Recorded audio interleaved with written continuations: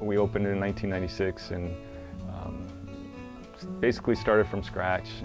I always felt that as long as I could focus on the customer and customer service and doing the things the right way, eventually it would pay off.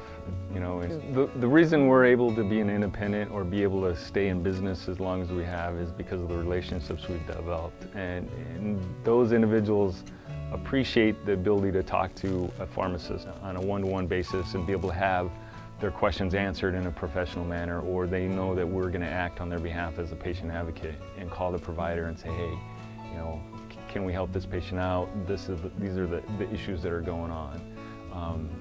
We have numerous customers that have used to live in the neighborhood in Midtown Omaha, but have since moved out to West Omaha or gone to independent living facilities, and they still utilize our services. You know, if they're not able to drive, then they utilize our delivery service. And one of the extra services that we're offering now is compliance packing, and we actually go out into the individuals' homes. They go out and see that person because that individual may never step foot in the store because the delivery drivers have more of that face-to-face contact.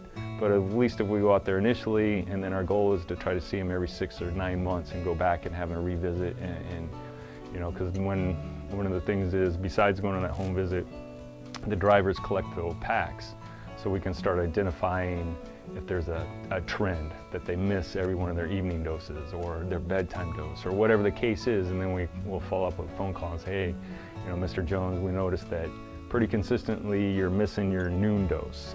Is there a reason for that? You know, or we can offer as many or all the services that everybody else offers, and that's something that may get overlooked just because of our small physical size.